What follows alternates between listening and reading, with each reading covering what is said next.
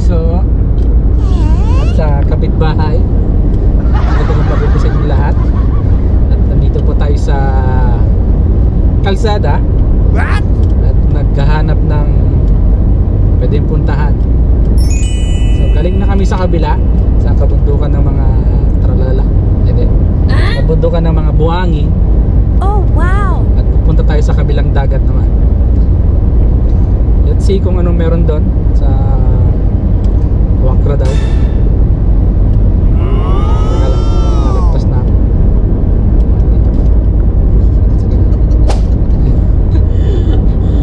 Hello, hello, hello! Nice! Kabila ba? Okay. Okay.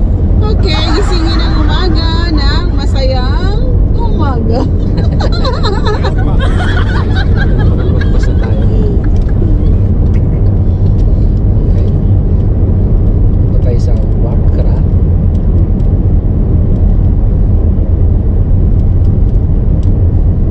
At doon natin tutuloy yung video.